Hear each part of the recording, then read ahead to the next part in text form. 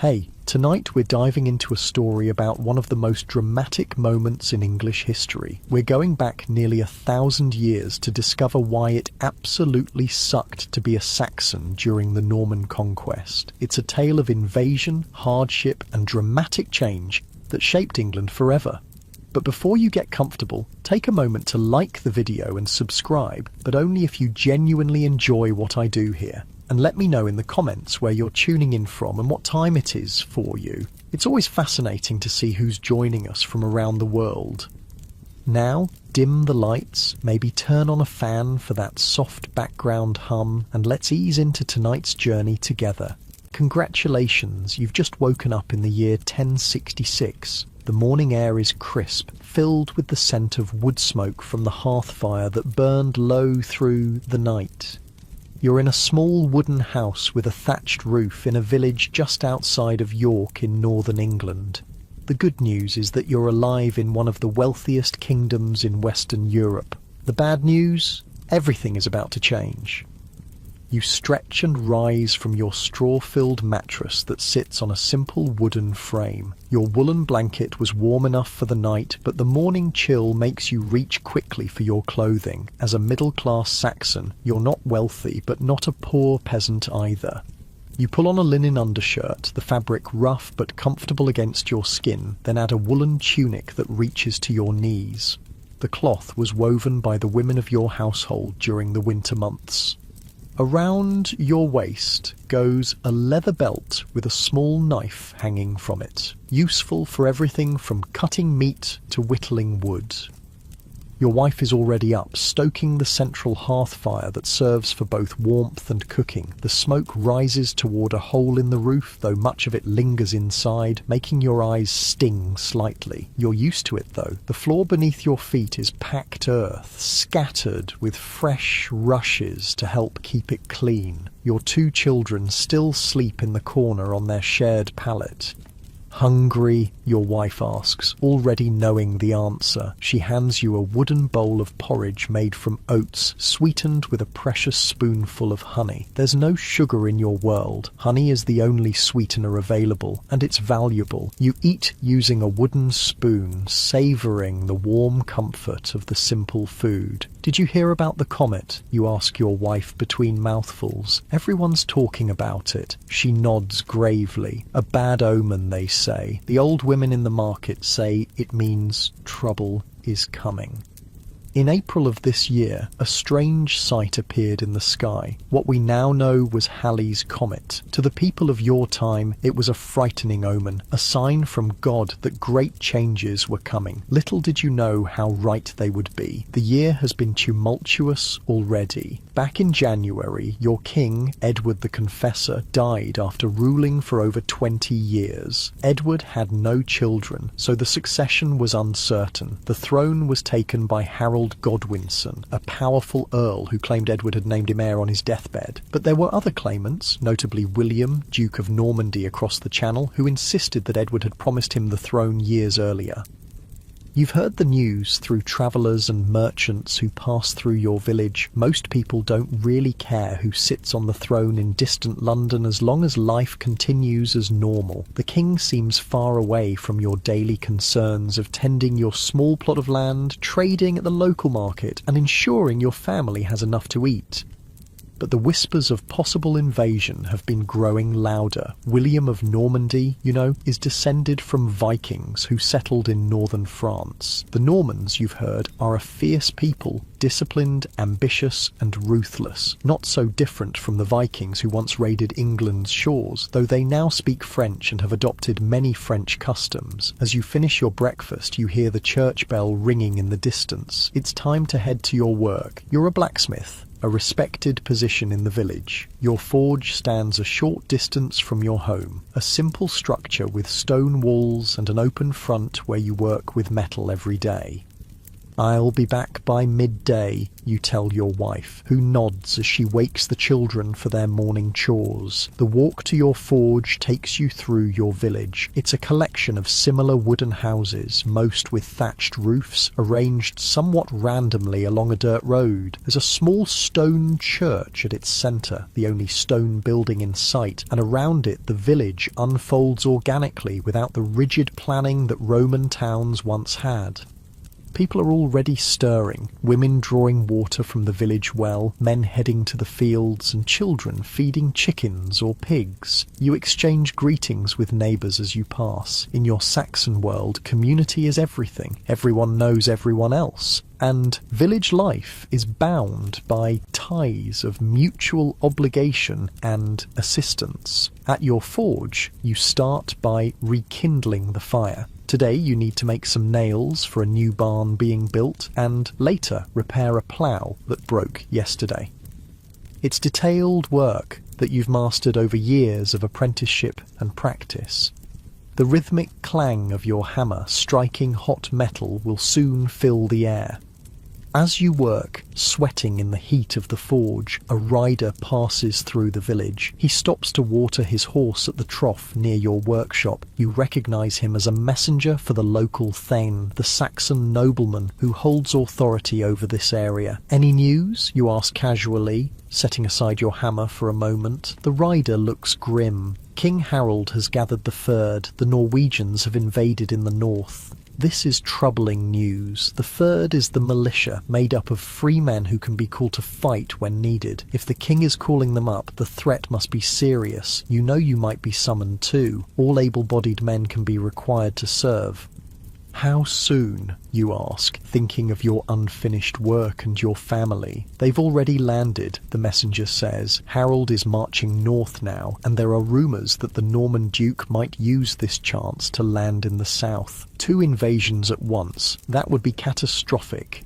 You thank the messenger for the news as he rides on to spread word to the next village. Your day continues with the familiar rhythm of the forge, but your mind is troubled. By midday, you return home to find your wife baking bread in the clay oven outside your house. The children are helping her, the older one kneading dough while the younger gathers sticks for the fire. "The Fyrd has been called," you tell her quietly, so the children don't hear. "Harold of Norway has invaded." Her face pales. "Will you have to go?" "I don't know yet. Perhaps the Then will need me to stay and make weapons instead. As a skilled craftsman, you might be more valuable making swords and arrowheads than wielding them yourself, but nothing is certain." The next few days pass with growing tension. News trickles in from travellers. King Harold marched his army north with incredible speed and confronted the Norwegian forces at Stamford Bridge on September 25th. Against all odds, the English won a decisive victory. Harald Hardrada, the Norwegian king, was killed along with Harold's own rebellious brother, Tostig. A cheer goes up in the village alehouse when this news arrives. England is safe.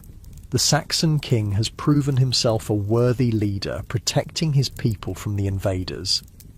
Your relief is short-lived. Just 3 days after the victory at Stamford Bridge, William of Normandy lands on the south coast with a massive invasion force. With the English army exhausted from their forced march north and the battle they've just fought, they now have to turn around and march hundreds of miles south to meet this new threat. King Harold doesn't hesitate. He immediately heads south with his household troops, the elite warriors known as housecarls. These are professional soldiers, unlike the Fyrd, which is made up of ordinary men like you. The housecarls are armed with deadly 2-handed battle axes and are feared fighters. As the king marches south, word comes that all able men should join the fight. The Then comes to your village personally, selecting men to join him. To your relief, he agrees that you're more valuable making weapons than carrying them. Your hammer rings with renewed purpose as you forge arrowheads and repair mail shirts late into the night. The village holds its breath, waiting for news. Women gather at the well, sharing worries about their husbands and sons who've joined the Fyrd. Children play at battles with sticks for swords, too young to understand the real danger. Then, on October 14th, the two armies meet near Hastings on the south coast. You'll only learn the details much later, but on that day, everything changes. King Harold takes a defensive position on Senlac Hill. His men form a shield wall, a tightly packed line of warriors with their shields overlapping, presenting a formidable barrier to attackers. The Saxons are fighting on foot, as is their tradition. The Normans, in contrast, are renowned for their cavalry, knights on horseback wearing chainmail and carrying lances.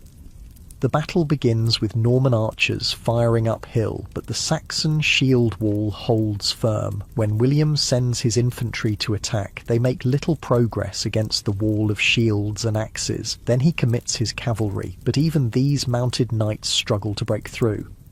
At one point, a rumour spreads through the Norman ranks that Duke William has been killed. Seeing some Normans retreating, Saxon fighters break from their position to pursue them. This proves to be a fatal mistake.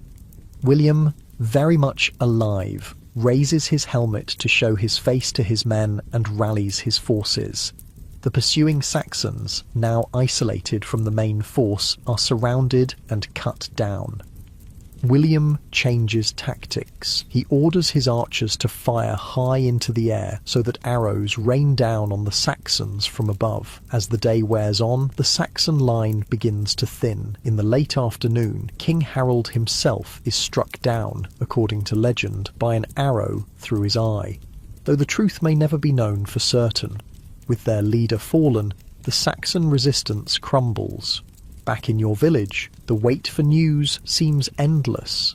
Days pass with only rumours. Then survivors begin to straggle back, bringing the devastating truth. The king is dead, the battle lost.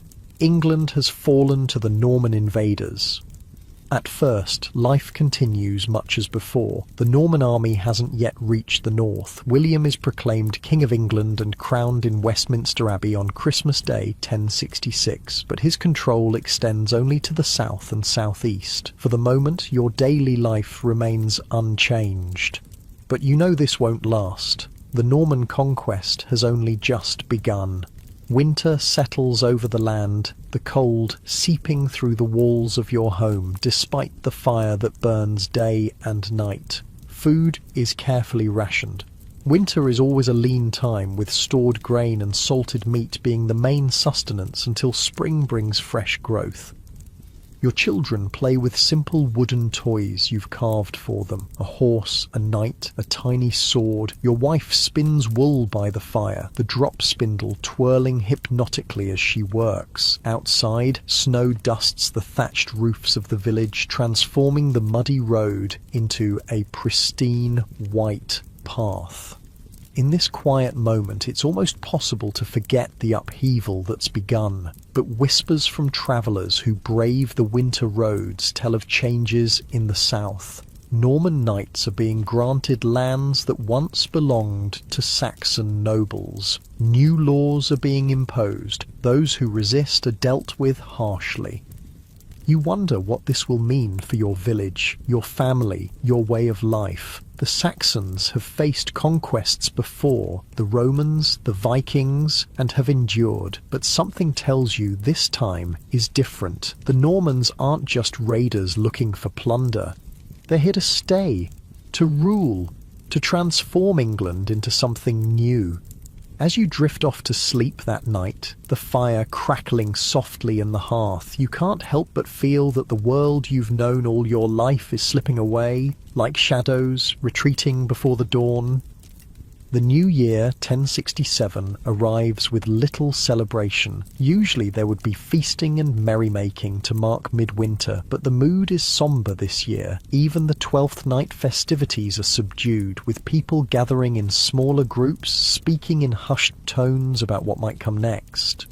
You continue your work at the forge, though orders for farm tools have decreased. Instead, more people want weapons, knives, spearheads, anything that might offer protection in uncertain times. You don't ask questions, simply fulfilling the requests as best you can.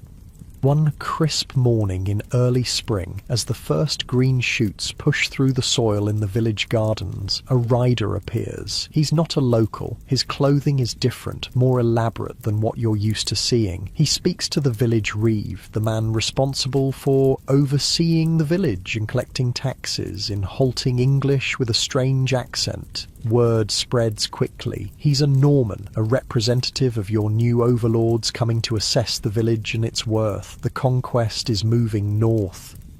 The Norman rides around, making notes on a piece of parchment. He asks questions about the land, the number of households, what livestock is kept. The villagers answer cautiously, unsure what information might be used against them. Before he leaves, the Norman announces that a new tax will be collected soon. It's higher than what you paid to your Saxon lords. There are mutters of discontent, but no one dares speak out openly. They say the new king is building castles everywhere, your neighbour tells you later, as you share a cup of ale in the alehouse. Not like anything we've ever seen before. Great wooden towers on mounds of earth surrounded by walls. They can control the whole countryside from them. You've never seen a castle. The Saxons built fortified towns, known as burhs, but the Norman castles are something different. Centres of military power designed to dominate and intimidate. And they're bringing in new laws too, another man adds. Written in their language, not ours. They say we'll all have to learn French now if we want to get ahead. The language barrier is already causing problems. The Normans speak French while the common people speak English, though a version that would sound strange to modern ears, filled with words and sounds that have long since evolved or disappeared. As spring turns to summer, tensions grow. News of rebellions in various parts of the country reaches your village. Some Saxon nobles who initially submitted to William have now risen against him. The North, always independent-minded, is particularly resistant to Norman rule. In your village, life continues with cautious normalcy. You work, you eat, you sleep, your children grow. You teach your son the beginnings of your craft, showing him how to maintain the fire, how to judge the colour of heated metal, how to strike true with the hammer. But there's an undercurrent of unease in everything. When strangers appear on the road, people hurry inside. Conversations stop when certain topics arise. Everyone is waiting, wondering what will happen next. The answer comes in the autumn of 1068. William marches north with his army to quell the growing resistance. He builds castles at Warwick, Nottingham, York, Lincoln, Huntingdon and Cambridge, creating a network of Norman power centres. The message is clear. The conquest of England is not negotiable. You hear of these developments from travellers and merchants who pass through. The picture they paint is troubling. Saxon nobles deposed, their lands given to Norman knights, peasants forced to labour on the construction of the castles that will be used to control them.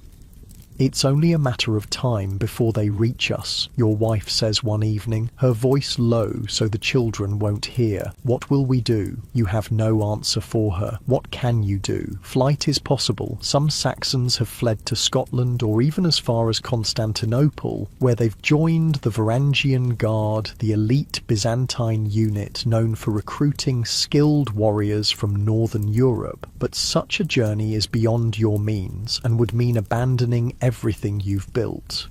We endure, you finally say. We adapt. We survive. She nods, though her eyes remain worried. She knows, as you do, that survival may come at a great cost. Winter arrives again, harsher than the last. Food is scarce. The disruptions of the past year have affected harvests and the new taxes have left less for ordinary people. In your village, families share what they have, but hollow cheeks and tired eyes become more common as the cold deepens. Your forge remains busy, but increasingly it's weapons rather than tools that fill your days. The people are preparing, though for what exactly, no one quite knows. Then, in January 1069, the north erupts in open rebellion. Edgar the Aetheling, the last remaining heir of the old Saxon royal house, returns from exile in Scotland. He joins forces with the northern earls, and the people of York rise up against their Norman overlords. The garrison that William had left in York Castle is massacred, its commander, Robert Fitzrichard, among the dead. Your village is close enough to York to hear rumours of the uprising almost immediately. There's a surge of hope. Perhaps the Norman yoke can be thrown off after all. Some of the younger men talk of joining the rebels, eager to fight for Saxon freedom. You're more cautious. You've heard enough about William to know he won't accept defeat easily. His response to rebellion will be swift and merciless, and you have your family to think of. Your caution proves warranted. William marches north again, rebuilding the destroyed castle at York and punishing those involved in the uprising. But this is just the beginning. In the autumn of 1069, a new threat appears. A Danish fleet arrives, led by King Svein of Denmark. They join forces with Edgar the Aetheling and the northern rebels, creating a powerful alliance against the Normans. Once again, York falls to the anti-Norman forces. For a brief moment, it seems the tide might be turning. The Danes are formidable warriors with a long history of successful campaigns in England, combined with local knowledge and support. Could they actually drive out the Normans? William's response is decisive. He first pays off the Danes to withdraw, removing a key component of the rebel alliance. Then, rather than simply recapturing York and punishing the ringleaders, he decides on a strategy that will eliminate the possibility of northern resistance once and for all. As December of 1069 approaches, rumours reach your village of Norman forces approaching. But this isn't just an army coming to restore order, it's something much worse.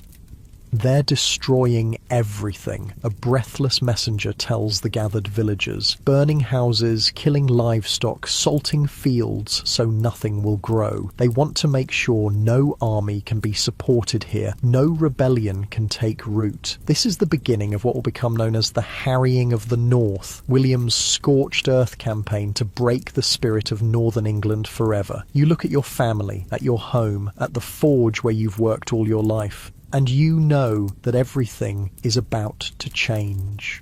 The Norman Conquest, which had seemed like a distant political change, has finally reached your doorstep in the most devastating way possible. The night is cold, the stars hard and bright in the winter sky. You sit with your family around the hearth fire, all your most valuable possessions packed and ready to move at a moment's notice. Outside, the village is quiet, but it's the quiet of fear, not peace. "What will happen to us?" your daughter asks, her small face solemn in the firelight. You wish you had an answer that could comfort her. Instead, you simply draw her close. "We'll stay together," you say. "That's what matters most." But as the flames cast dancing shadows on the walls of your home, you can't help but wonder if even that modest promise will be possible to keep in the days to come.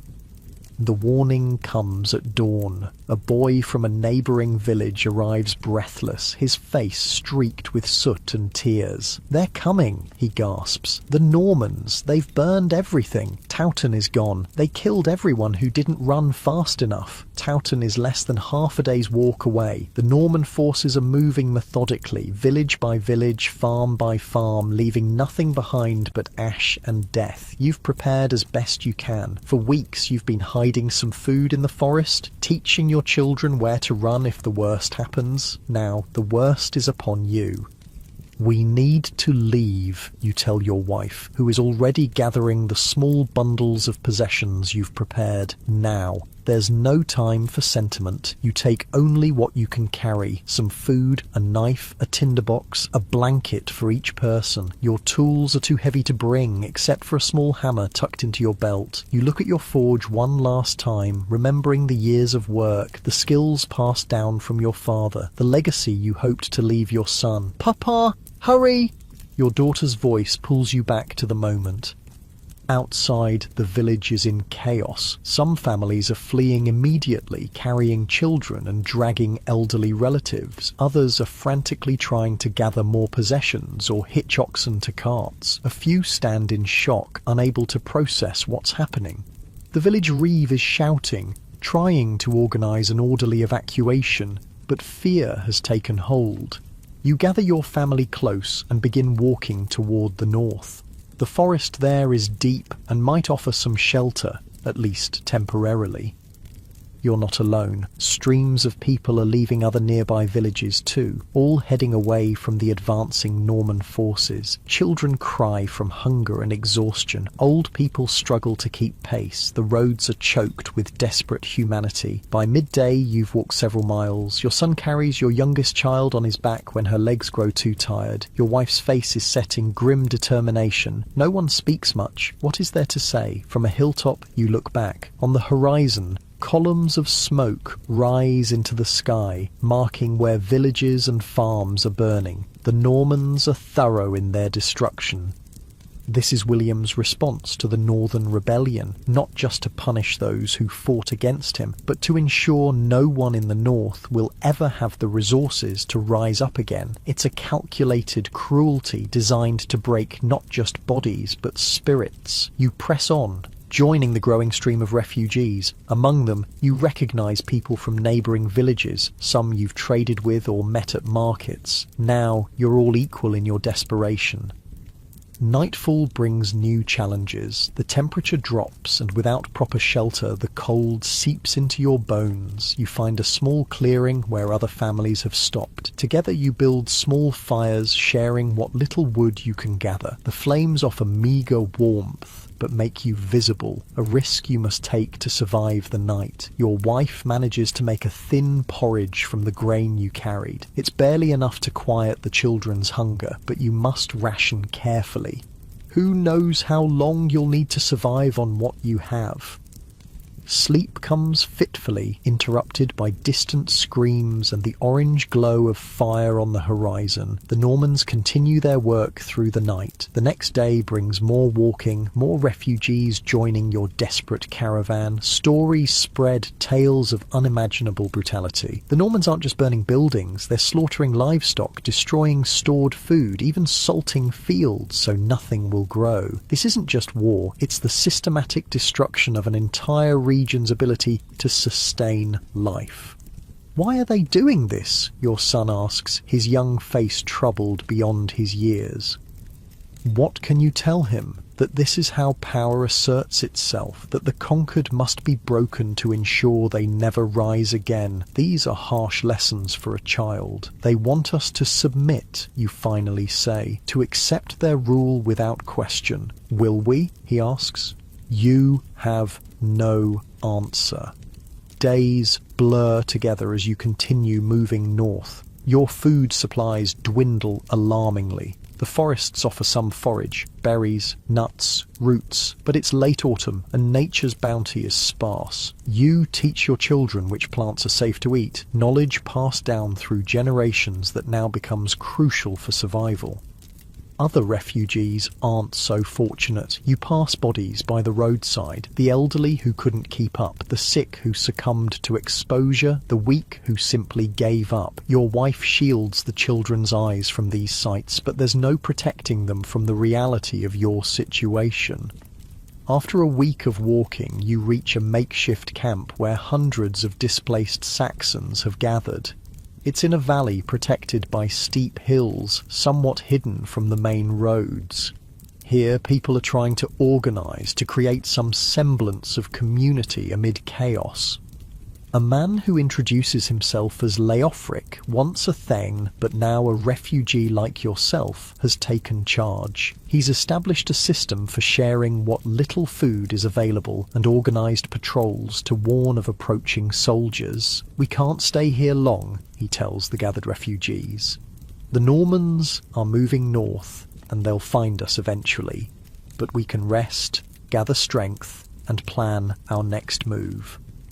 For a few days, there's a fragile sense of safety. Your children play with others their age, momentarily forgetting the trauma they've experienced. Your wife joins the women who are weaving rough shelters from branches and whatever cloth can be spared. You help hunt for food, though game is scarce. Too many hungry people have already swept through these woods. On the third night in the camp, a patrol returns with grim news. Norman soldiers are approaching, less than half a day's ride away. They're following the refugee trails, the scout reports, hunting down anyone who fled. Panic ripples through the camp. Some want to flee immediately, others argue for sending fighters to ambush the Normans, and some simply weep, too exhausted to face more running. Leofric makes the decision. We split up. Small groups have a better chance of avoiding detection. Head east toward the coast or north towards Scotland. The Normans can't burn the entire country. By morning, the camp is dissolving, people heading in different directions in groups of 20 or 30. You join a band heading northeast toward the coast. Perhaps there will be fishing villages there, places to find food and work. The journey becomes increasingly desperate. Winter is settling in, and snowflakes begin to swirl in the bitter wind. Your family's shoes are falling apart, their feet wrapped in rags. The children's faces grow gaunt, their eyes too large in hollowed faces. Your wife doesn't complain, but you see how she gives portions of her food to the children when she thinks you aren't looking. Disease spreads among the refugees. A cough starts in one person, then spreads through your group. Without proper shelter or nutrition, bodies can't fight off illness. Each morning, there are fewer of you to continue the journey. One night, huddled beneath a makeshift shelter of branches, your youngest daughter develops a fever. Her small body burns with heat while she shivers uncontrollably. Your wife holds her through the night, singing softly, applying cold cloths to her forehead. You and your son take turns searching for herbs that might help, but in the winter forest there's little to be found. By morning, her fever has broken, but she's weak, barely conscious. You fashion a sled from branches to pull her, knowing she can't walk. We need to find proper shelter, proper food, your wife says, her voice steady despite the fear in her eyes. She won't survive like this. You've been avoiding villages and towns, fearing Norman patrols, but now survival demands risk. The nearest settlement, according to one of your fellow refugees, is a small coastal fishing village about a day's journey away. It's so small the Normans might have overlooked it, the man suggests, though his tone makes clear how unlikely that is. You have no choice. You set out for the village, pulling your daughter on the sled, while your wife and son gather what edible plants they can find along the way. The village comes into view late the next day. From a distance it seems intact. No burned buildings or destroyed fields visible. Smoke rises from several chimneys, a sign of habitation. Hope flickers to life. With caution, your group approaches. A watchman spots you and calls out an alarm. But it's in English, not Norman French, a good sign. Men appear with spears and bows, regarding your ragged band with suspicion. We seek shelter, you call out. We're refugees from the south. The Normans destroyed our homes. The village headman steps forward, studying your group. How do we know you're not scouts for Norman forces? You gesture to your starving children, your desperate companions. Look at us. We've been walking for weeks. My daughter is sick. We need help. After a tense moment, the headman nods. We'll give you shelter for the night, but be warned, we have little to spare. The Normans haven't reached us yet, but we've taken in refugees before. Our stores are strained. The village is indeed small, perhaps 20 households clustered near the sea. They've been fortunate so far, remote enough to escape William's attention. The villagers are cautious but not unkind. They share their limited food and provide a barn where your group can sleep out of the wind. An old woman, skilled in healing, examines your daughter. She prepares a tea from dried herbs and honey, coaxing the child to drink it slowly. Rest and food, she prescribes. That's the only medicine that will truly help. For 3 days, you remain in the village. Your daughter's strength begins to return, though she's still weak. The villagers, while generous, are clearly anxious about the strain on their resources. Discussions begin about what comes next. "You can't stay," the headman tells your group bluntly. "We barely have enough to get through winter ourselves." "Where can we go?" someone asks. "The Normans have destroyed everything to the south." "North to Scotland," suggests one man. "King Malcolm has been taking in English refugees. Or we could try to reach a port, find passage to Denmark or Norway," says another. You listen to the discussions, weighing options, none of them good. Your family has survived the immediate danger, but long-term survival remains uncertain. On the fourth day, a fishing boat returns to the village with ominous news. Norman ships have been spotted along the coast. They're methodically checking each settlement, continuing their campaign of destruction.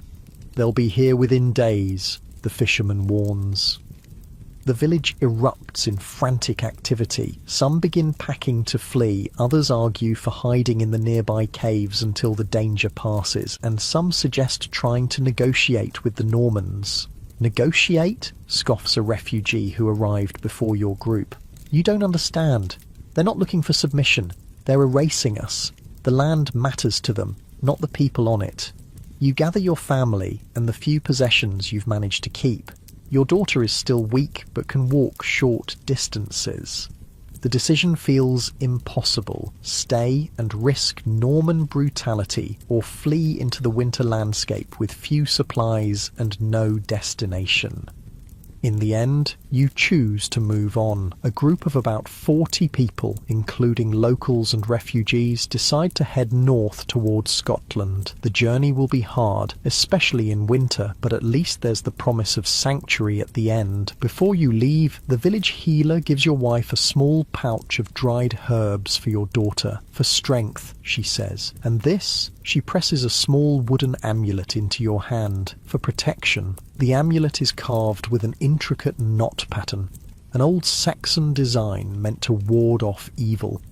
You're not sure if you believe in such things, but you accept it gratefully and hang it around your daughter's neck.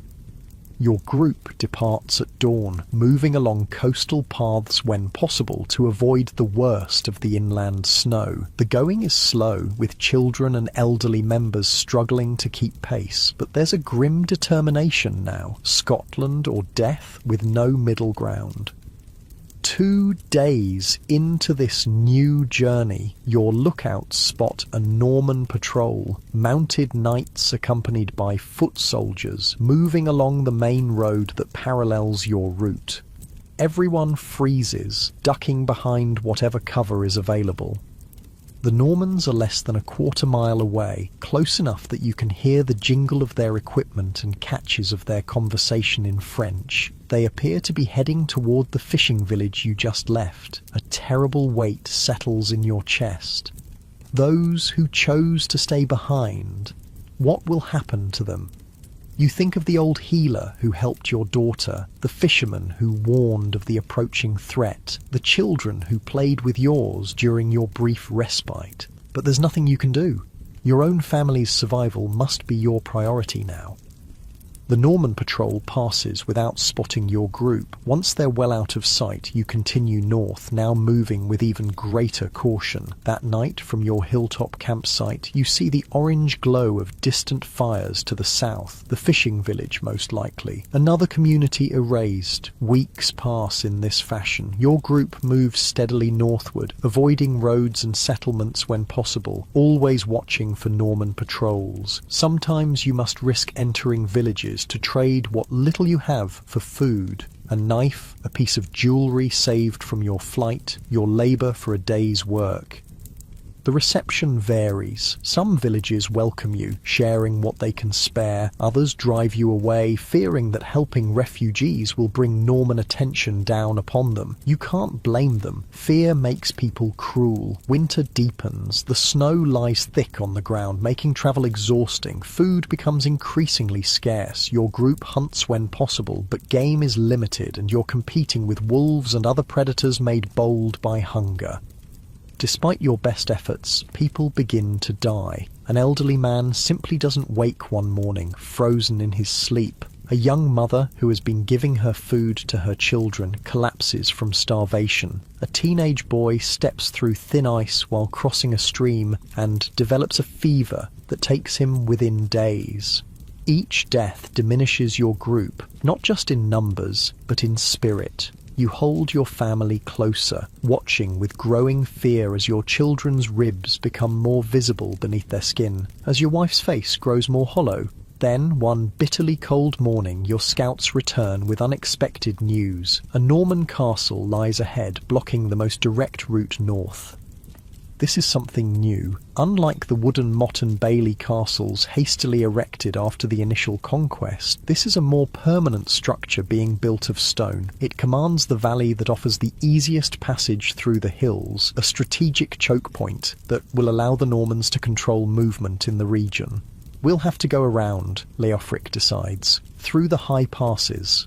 It's a dangerous choice. The mountain paths are treacherous in winter, with the risk of avalanches and exposure to deadly cold. But the alternative, encountering Norman forces, is certain death. The detour adds days to your journey and tests the limits of your endurance. The wind howls through the mountain passes, cutting through your inadequate clothing like knives. At night, you huddle together for warmth, your family a tight knot of shared body heat beneath thin blankets. One morning, as you emerge from your shelter, you see something remarkable, a rider approaching, but not a Norman. He wears the distinctive dress of a Scottish border lord, and behind him ride a dozen men.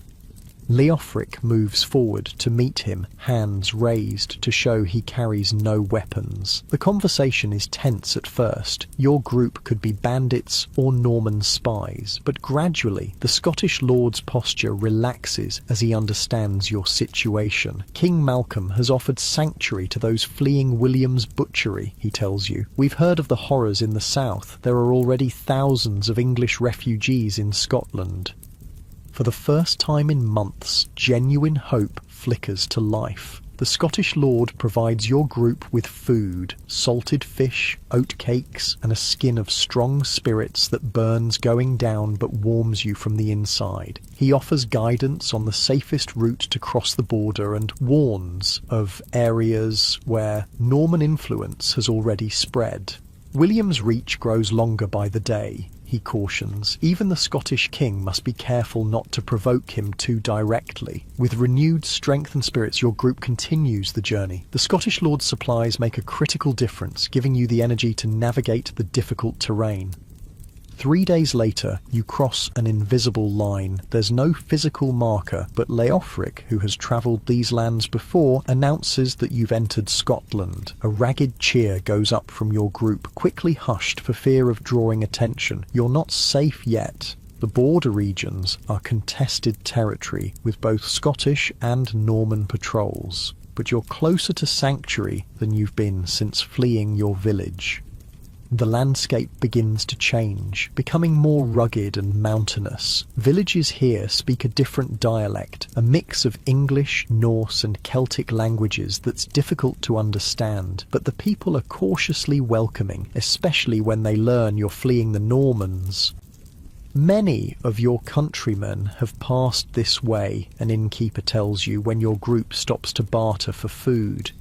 The king has settled some on royal lands, others have joined his army. He's happy to have experienced Saxon warriors. This news brings mixed feelings. Sanctuary is available, but at what cost? Will you become a soldier in a foreign army? A tenant farmer on a Scottish lord's land? What future can you build for your children? These questions occupy your mind as your group continues toward Edinburgh, where, you're told, representatives of the king are coordinating the settlement of English refugees. The journey remains hard, but there's a difference now. You're moving towards something, not just away from destruction. Your wife notices the change in you. You're standing straighter, she observes one evening as you make camp. We might survive this, you reply, almost afraid to voice the hope aloud. She takes your hand, her fingers thin but strong. We already have. You look at your children gathering firewood nearby. They're gaunt and their clothes are in tatters, but they're alive. Your daughter has regained some strength, though she'll always be marked by this ordeal. Your son has grown up too quickly, taking on responsibilities no child should bear. But they've survived the harrying of the North, William's campaign of systematic destruction that will leave Yorkshire and surrounding counties devastated for generations. The Domesday Book, which will record England's lands and resources some 20 years in the future, will still list much of Yorkshire as waste, the bureaucratic term for land producing no tax revenue, because it's been destroyed or abandoned. You don't know this yet, of course. You only know that your world has been shattered, that you've been driven from the land of your ancestors, forced to seek refuge in a foreign kingdom. As your fire burns low that night, you look up at the stars, the same stars that shine over your abandoned village, over the Norman castles rising across England, over William's Court in London. The world has changed irrevocably, and you with it. "Tell us a story, Papa," your daughter requests, leaning against your side. "About home." So you begin to speak, describing the village as it was before the Normans came, the houses with their thatched roofs, the church where you celebrated festivals and marked the passing seasons, the forge where you worked metal into tools and weapons. You speak of neighbours and friends, of harvest festivals and winter celebrations, of the rhythms of a life now lost. Your children listen, their eyes growing heavy with sleep. This is important, you realise. These memories, these stories, they connect your children to their heritage, to the England that existed before the conquest. The Normans may take your land, your home, your livelihood, but they cannot take these stories unless you let them die. So you commit to remembering, to passing on what came before. It's a small act of resistance, but perhaps the most important one available to you now. As your children drift off to sleep, your wife speaks softly. "What will we do in Scotland?" You consider the question. "I still have my skills. People always need a blacksmith." She nods. "And I can weave, spin, sew. We'll build something new." "Something new," you echo, looking into the darkness beyond your small fire. "But we won't forget what was lost." In the distance, a wolf howls, a lonely sound that perfectly captures the mixture of grief and determination you feel. You've survived William's attempt to break the North, but at terrible cost. Now comes the challenge of building a new life from the shattered pieces of the old. You add another branch to the fire, watching the sparks rise toward the star-filled sky. Tomorrow will bring new challenges, but for now, your family is together and moving towards safety. In these dark times, perhaps that's as much as anyone can hope for. As sleep begins to claim you, you hold tight to that thought, a small flame of hope in the long, cold night of the Norman conquest. Edinburgh rises before you like something from another world. Having spent your life in a small northern village, you've never seen anything like this hilltop fortress. Stone buildings cluster around a massive castle that dominates the surrounding landscape. Smoke rises from hundreds of chimneys, and the sounds of a bustling city. Traders calling their wares, animals braying, hammers striking metal, reach you even at a distance. "It's so big," your son whispers, awestruck. Your journey has taken nearly 2 months. Winter is giving way to early spring, the first green shoots appearing in the Scottish countryside. Your group has dwindled further. Some chose to settle in smaller towns along the way. Others succumbed to the hardships of travel. Only about 20 of you remain, bound together by shared suffering and the memory of homes destroyed. As you approach the city gates, guards eye your ragged band with suspicion. Leofric steps forward, explaining your situation in careful terms. The guards' expressions soften slightly. "More English refugees," one says to another. "King Malcolm's orders are to direct them to the steward's office." You're allowed to enter, though the guards warn you to cause no trouble. The city streets are crowded, the buildings pressing close on either side. People stare at your group, your torn clothes and gaunt faces marking you clearly as displaced persons. The steward's office is in a stone building near the castle. Here, a harried official listens to Leofric's account of your journey, making occasional notes on a piece of parchment. Yes, another sad tale, he says, not unkindly, but with the weariness of someone who has heard similar stories many times. You're not the first to flee William's cruelty, nor will you be the last, I fear. He examines his records. We have some land available about 20 miles west of here. Good farming soil, though it needs clearing. Several English families have already settled there. Leofric turns to your group. What say you?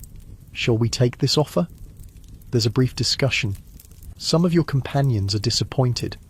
They'd hoped to stay in the city, where their crafts might find ready markets. Others are pleased at the prospect of land, something many never had in England. I'm a blacksmith, you tell the steward. I need a place to practice my craft. The man considers this. The settlement needs tradesmen. You could set up a forge there. Or, he adds, seeing your hesitation, there's a smithy in Leith down by the harbour, seeking apprentices and assistants. The master there is English himself, fled after Hastings. A choice, then. Join the new Saxon settlement in the countryside, or remain near the city working for another blacksmith. You look at your family, considering what would be best for them. Your wife speaks up. The city is crowded, the air thick with smoke. Our children need space, clean air, and we've always lived in a village. Her words decide you. We'll go to the settlement, you tell the steward. He nods, making a note.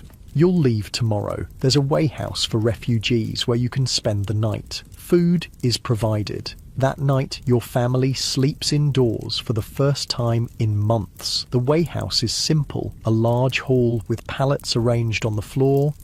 But after so long sleeping rough, it feels luxurious to be sheltered from the wind and cold.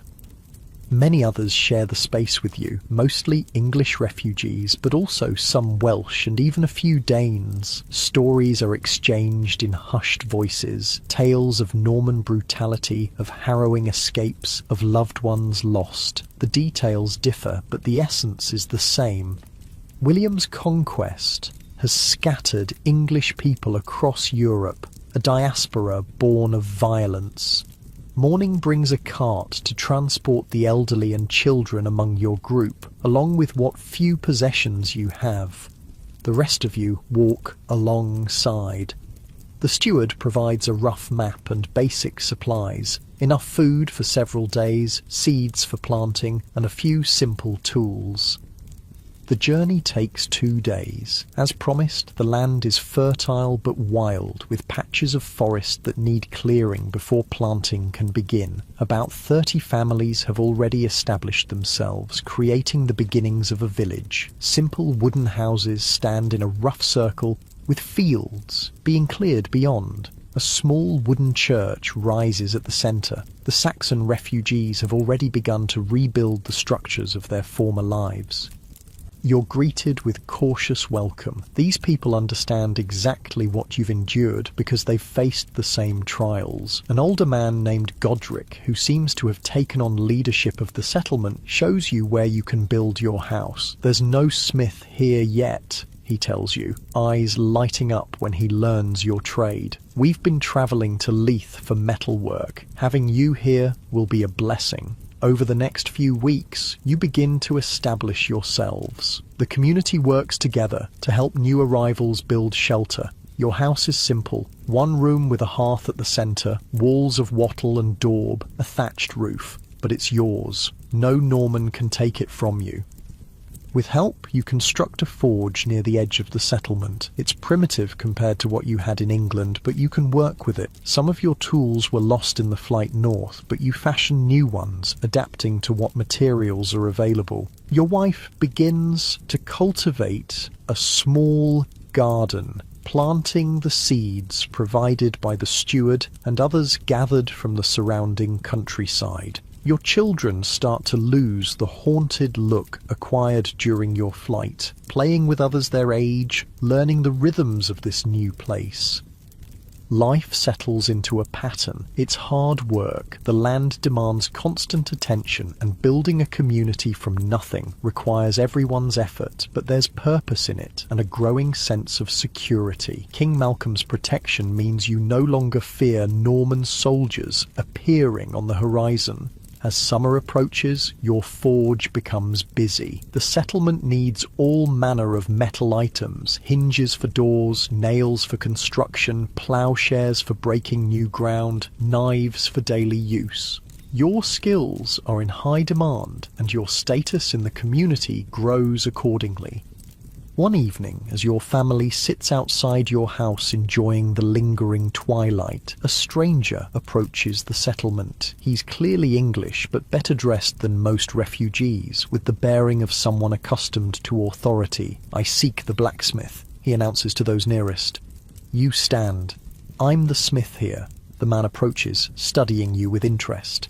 "I'm Edgar. Some call me Etherling." A murmur runs through the onlookers. This is the last prince of the Saxon royal line, the man who might have been king had Harold Godwinson not taken the throne, the leader of multiple rebellions against William. "What brings you to our humble settlement, Lord?" you ask, uncertain how to address such a figure. "I travel between the English communities in Scotland, keeping connections alive," his voice lowers, "and gathering support for the day when we might return. This catches your attention." "Return? To England?" Edgar nods. William's hold is not as secure as he believes. There are still those who would rise against him given the chance. The Danes might yet support another invasion. The prospect stirs something in you, a flicker of hope that your exile might not be permanent, that someday you might see your homeland again, but the memory of the harrying tempters this hope with caution. "The price of failure would be high," you observe. "Higher than what our people have already paid," Edgar counters, gesturing to the settlement, this collection of displaced persons building new lives from nothing. You have no answer for that. Edgar stays for several days, speaking with various community members, sharing news from other English settlements and from England itself. His presence brings both hope and unease. Some are inspired by his vision of return and restoration, others fear the prospect of more violence, more displacement. After he leaves, the settlement buzzes with discussion of his visit. Some young men speak openly of joining any future fighting force. Others, particularly those with young families, express skepticism about risking their new security. You find yourself torn. England is your homeland, the place where generations of your ancestors lived and died. The thought of never seeing it again causes a deep ache, but you've also witnessed the devastation wrought by William's forces. Is it worth risking everything again? Your wife senses your turmoil. "What troubles you?" she asks one night as you sit by the hearth watching the fires dance.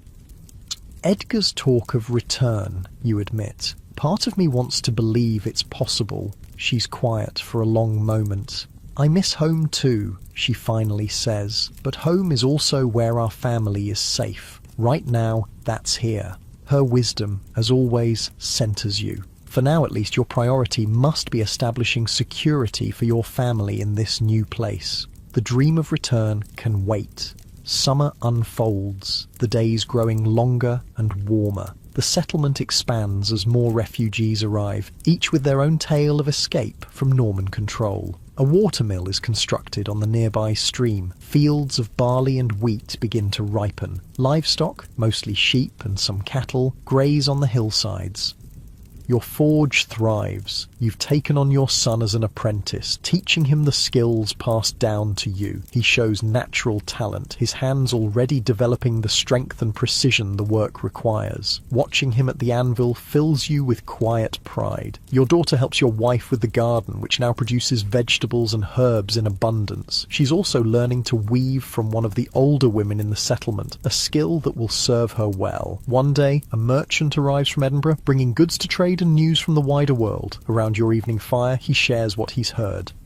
William's reach grows longer, he reports. He's extended his control north to the Tees and west into Wales. Castles are rising everywhere, stone sentinels watching over conquered lands. And the people? The English? Someone asks. The merchant's expression darkens. Those who survived the harrying face a hard road. New lords demand higher taxes than the old. English laws are being replaced by Norman ones. Justice comes with a French accent now. He continues with specific accounts. Saxon nobles dispossessed, their lands given to Norman knights, English bishops replaced by Norman clergy, entire villages forced to labour on castle construction, new forests declared royal hunting grounds with harsh penalties for any commoner found hunting there. It's as if they want to erase everything English, the merchant concludes. Language, law, custom, all replaced by Norman ways. The news settles heavily on the community. Many have still harboured hopes of eventual return. Now those hopes seem increasingly distant. Later, unable to sleep, you step outside your house. The night is clear, stars scattered across the sky like silver dust. The settlement is quiet except for the occasional cry of a baby or the bark of a dog. You think about those who remained behind or fled to other places. What has become of them? Are they adapting to Norman rule, learning French, accepting their new reality? Or are they resisting in whatever small ways they can, preserving English identity despite everything? Your mind turns to the forge you left behind, the village now probably burned to ashes. You wonder if anything remains of your former life, or if it's been completely erased as if you never existed there at all. A soft sound interrupts your thoughts. Your wife has followed you outside, a blanket wrapped around her shoulders against the night chill. Remembering, she asks, knowing you too well. You nod, wondering what's left. She slips her hand into yours. We're left. Our children, our knowledge, our stories. William can burn villages, but he can't burn what's in here. She taps her head, then places her hand over her heart. Or here. Her words remind you of something important. The conquest isn't just about land and power. It's also about memory, identity, the continuation of a people and their ways of life. The realization clarifies something for you. Whether or not you ever return to England, your task now is to preserve what you can of Saxon culture, to ensure your children know the stories, the crafting techniques, the seasonal celebrations that define your people. The next day you begin to act on this understanding. In the evening, after work is done, you gather not just your children, but others from the settlement as well. You tell stories of England before the Normans came, tales of Saxon kings and heroes, of festivals and customs of the land as it was.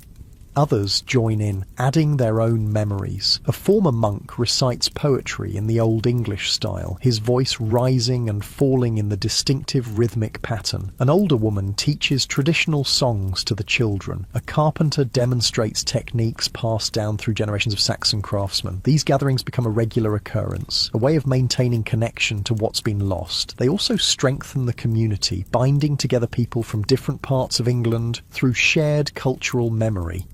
Autumn arrives, bringing with it the harvest. The settlement's first crops are gathered, stored carefully for the winter ahead. There's a tentative celebration, not as elaborate as the harvest festivals of pre-conquest England, but a meaningful acknowledgement of this milestone. During the celebration, news arrives from Edinburgh. King Malcolm has married Margaret, sister of Edgar the Aetheling, formally aligning himself with the English royal line. The marriage reinforces Malcolm's support for the English refugees, giving you greater confidence in your settlement's future. Winter follows, harsher than those you knew in England. Snow blankets the settlement for weeks at a time. The houses, hastily built during the spring and summer, prove inadequate against the cold. Drafts whistle through gaps in the walls, and frost forms on the inside of thatched roofs. Your forge becomes a gathering place, the heat of the fire drawing people seeking warmth. You work throughout the winter, creating better tools for spring planting, repairing items damaged by the harsh conditions, fashioning simple iron fittings to help strengthen the houses against future winters.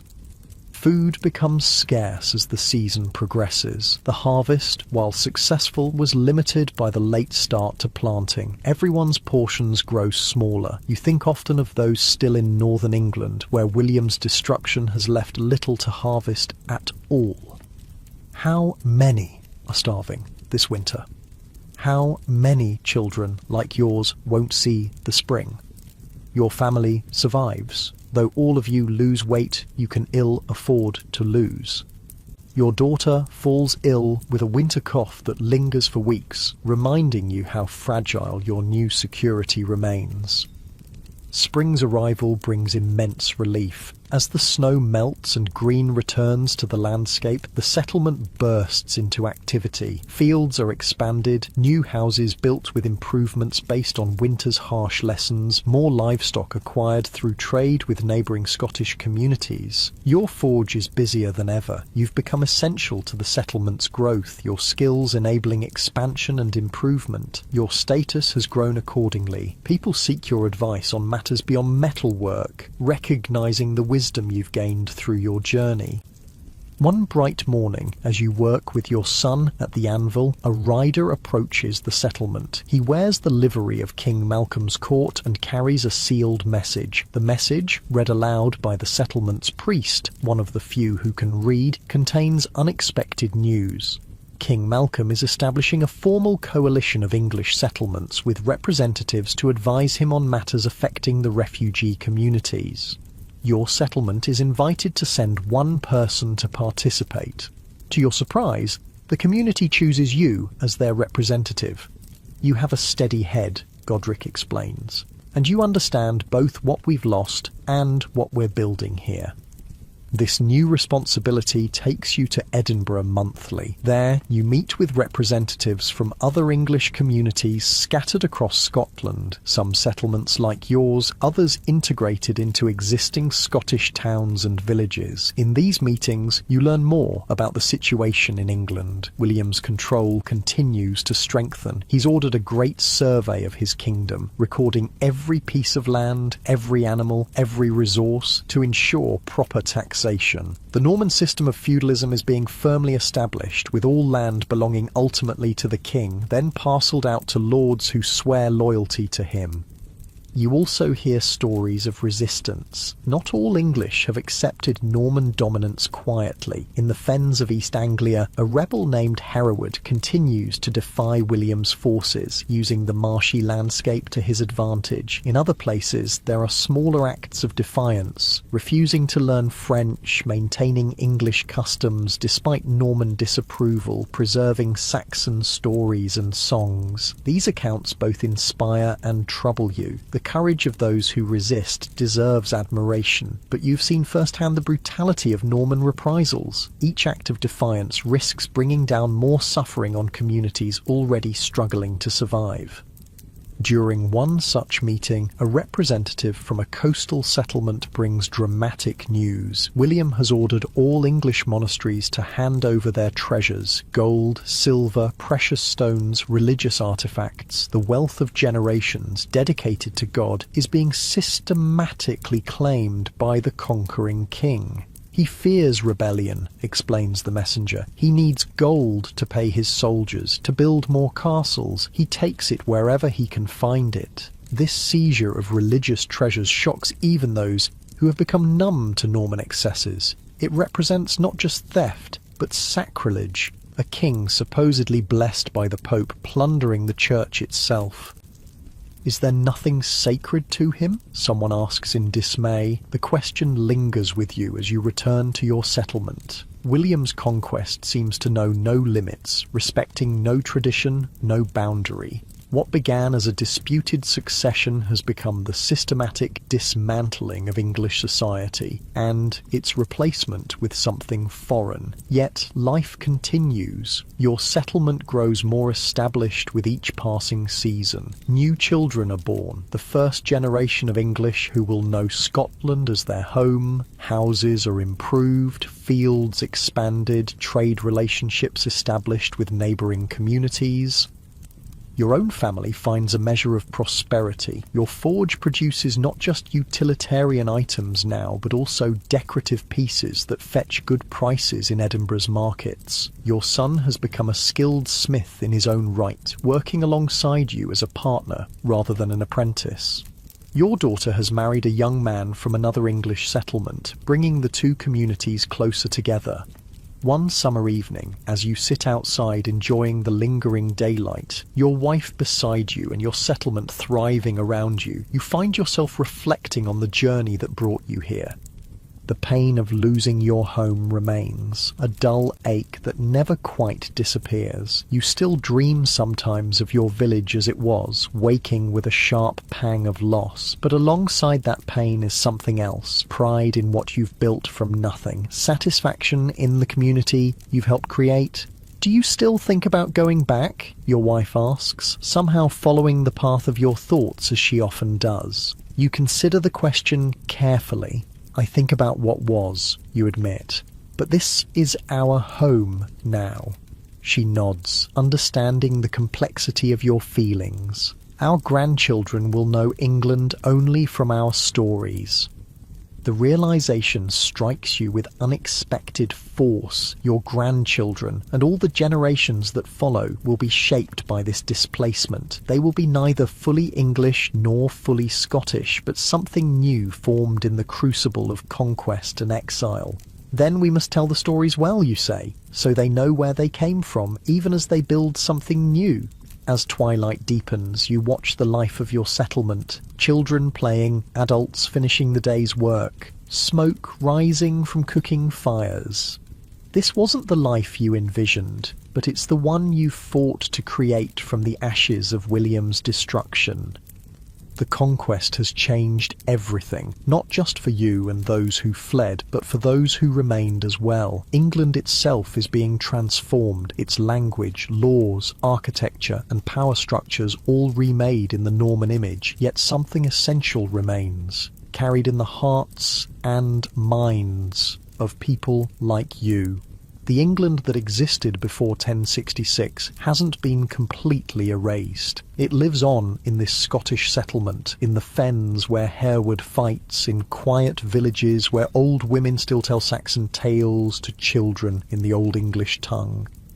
William has conquered the land, but not the spirit of its people. That endures, adapting and persisting, waiting for the day when Saxon and Norman might eventually blend into something new, neither fully one nor the other, but a culture forged in the fire of conquest and survival. As night falls fully, stars appearing in the northern sky, you take your wife's hand and head inside to your simple home. Tomorrow will bring more work, more challenges, more small steps toward building a future. For now, that's enough. The Norman conquest has forever changed what it means to be English, but here, in exile, you remain defiantly, unmistakably Saxon. 3 years have passed since you fled north. Your settlement in Scotland has grown from a desperate collection of refugees into a proper village. Wooden houses with carefully thatched roofs stand in orderly rows. Fields of barley, wheat and oats surround the settlement, broken by small orchards and vegetable gardens. Sheep graze on the hillsides, providing wool that the women spin and weave into cloth.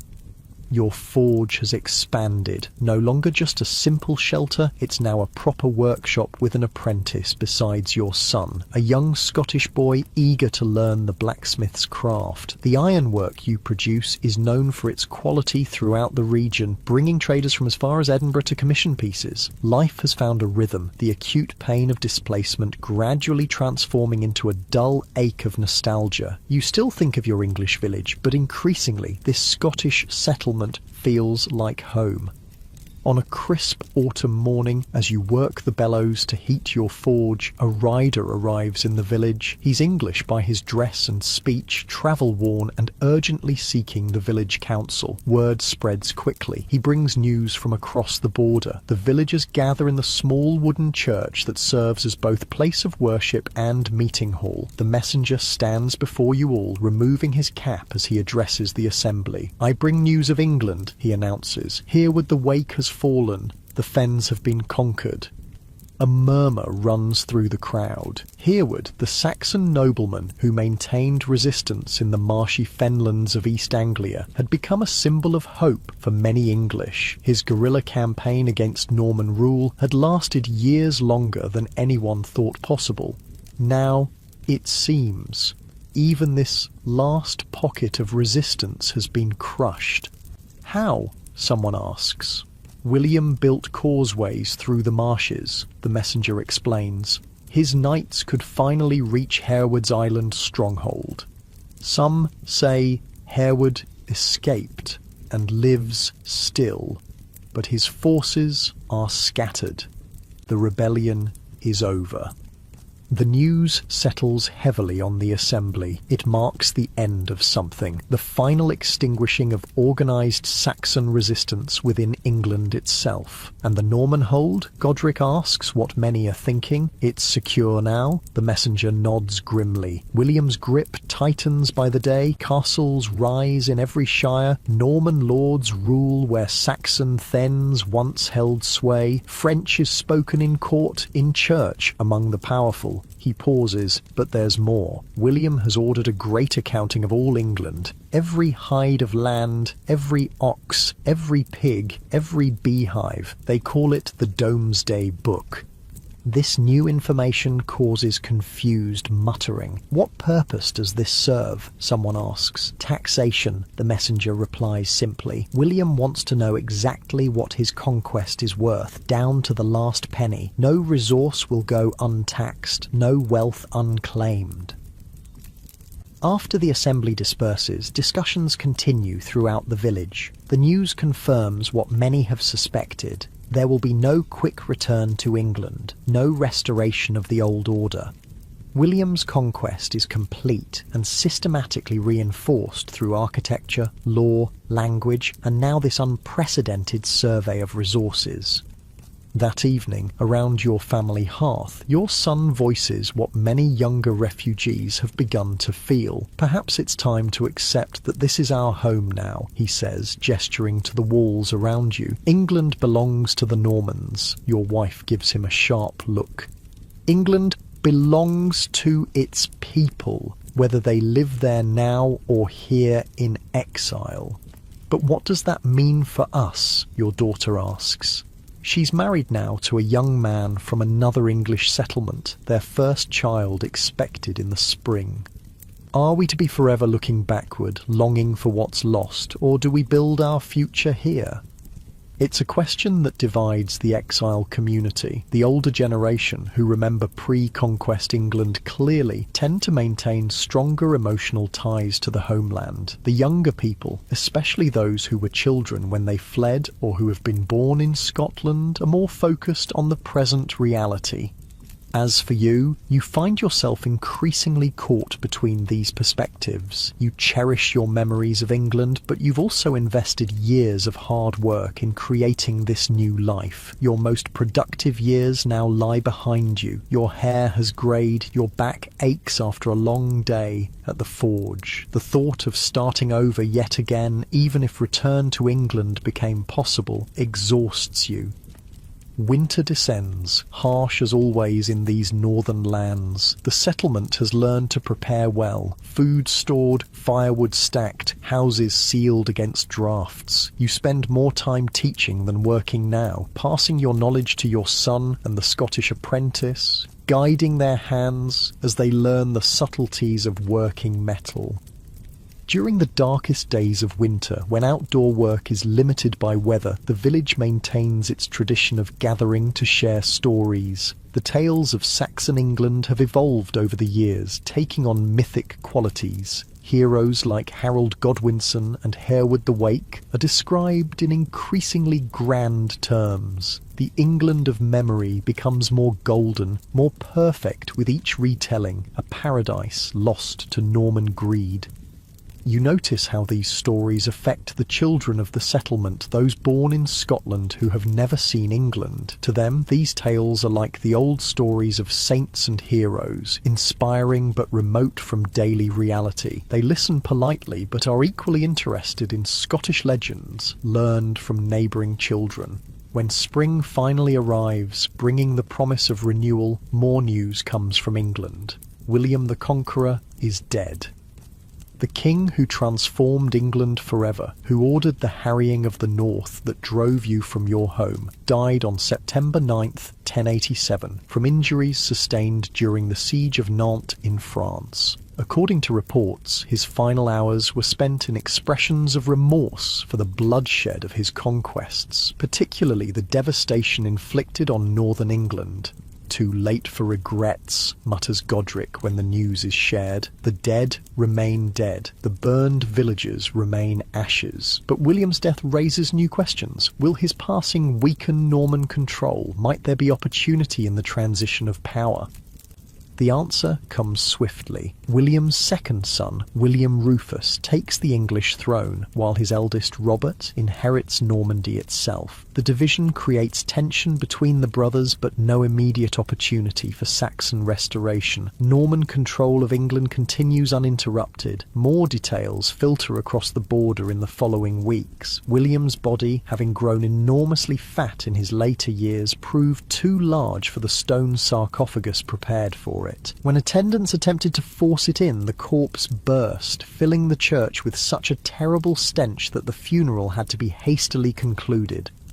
This undignified end brings grim satisfaction to the exiles. Even in death, he brought suffering to those around him. Someone jokes darkly, earning nervous laughter, but the initial hope that William's death might somehow change the exile's situation fades. His son appears to be consolidating power effectively. The Norman occupation of England continues as before. As summer unfolds, your family experiences both joy and sorrow. Your daughter gives birth to a healthy son, your first grandchild. The baby is given a traditional Saxon name, a small act of cultural preservation that has become common in the settlement. But within weeks of this happy event, word comes that your wife's brother, who remained in England after the harrying, has died. He had managed to make peace with the new Norman lord of his region and retained a small portion of his land, but never fully recovered from the hardships of those terrible years. The news reopens old wounds. Your wife grieves not just for her brother, but for the separation that prevented her from seeing him one last time. The Conquest divided families permanently, creating unbridgeable distances between people once close. "I should have been there," she says through tears, "to say goodbye properly." You hold her close, knowing there are no words to ease this particular pain. The Norman conquest continues to exact its price, even all these years later. In the wake of this personal loss, a visitor arrives who brings a different perspective on life under Norman rule. He's a merchant who travels regularly between England and Scotland, trading wool and finished cloth. Having business in your settlement, he accepts your hospitality for the night. Over the evening meal, you ask him about conditions in England now, nearly 20 years after the conquest.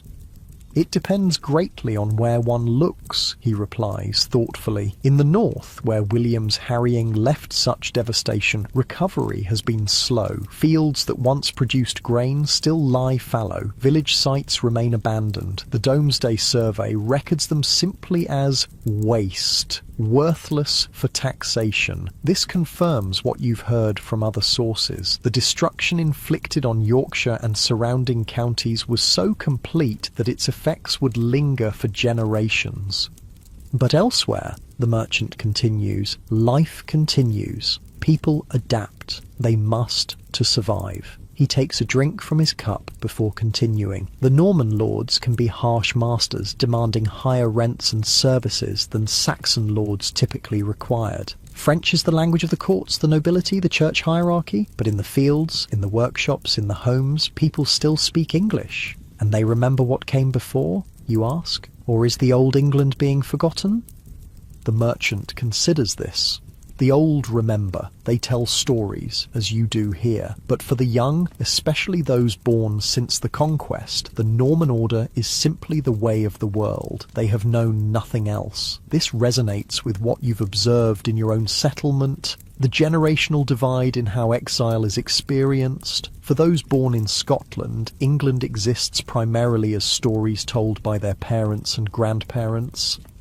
There is one curious development, the merchant adds. In some places, Norman lords have begun to adapt to English ways. They marry English women. Their children grow up hearing English from nurses and servants. Some even prefer English food and drink to what they knew in Normandy. He smiles slightly. The conquerors are, perhaps, being slowly conquered in turn, not by arms, but by the everyday influences of the land they've taken. This idea that English culture might gradually transform the Norman rulers offers a new kind of hope. Not the quick restoration once dreamed of, but a slower, subtler reconciliation that might eventually create something neither fully Norman nor fully Saxon. The merchant departs the next morning, but his observations linger in your thoughts. Could the deep divisions created by the Conquest eventually heal through this gradual cultural blending? Might your grandchildren or their children someday return to an England where the sharp distinctions between Norman and Saxon have softened? Summer passes into autumn. The harvest is abundant, a cause for celebration in the settlement. Your grandson grows stronger daily, beginning to crawl and babble. Your son manages the forge increasingly independently, allowing you more time to rest your aging body. Life settles into comfortable patterns.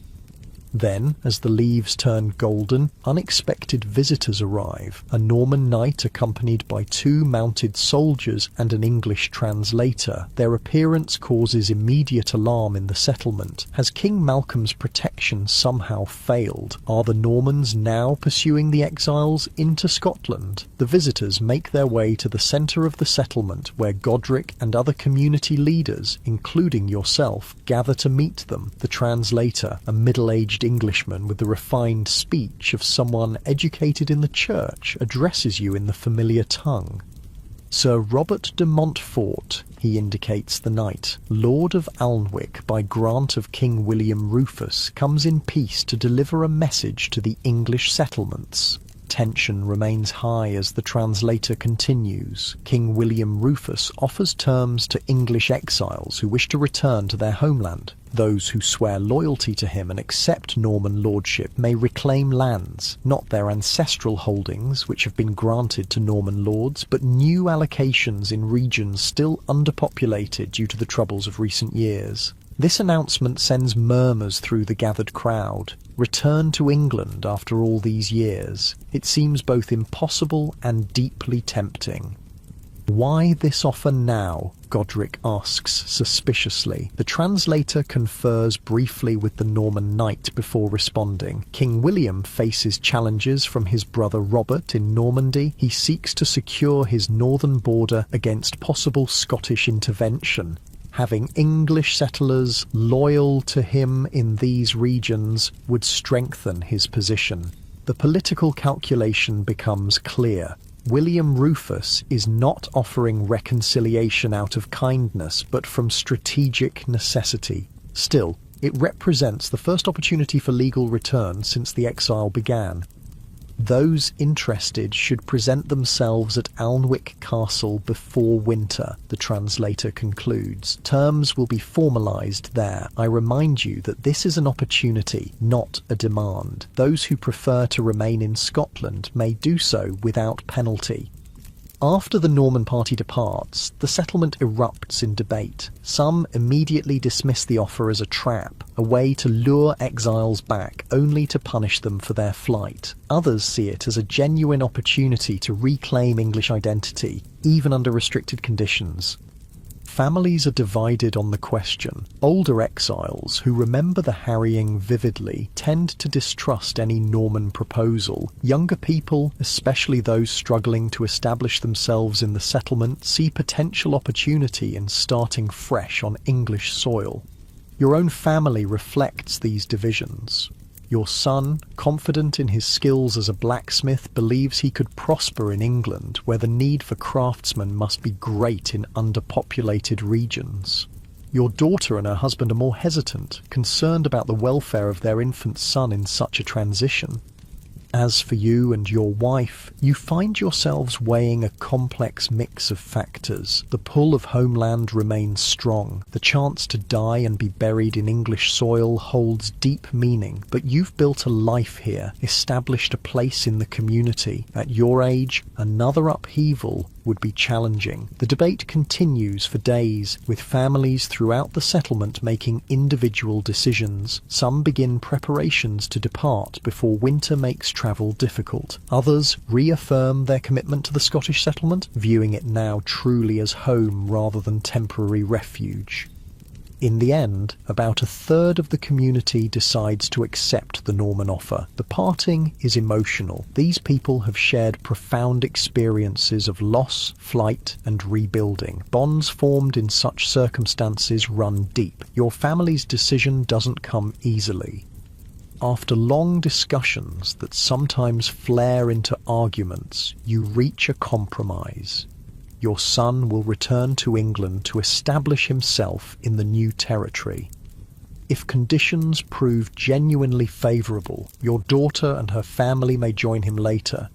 You and your wife will remain in Scotland, at least for now.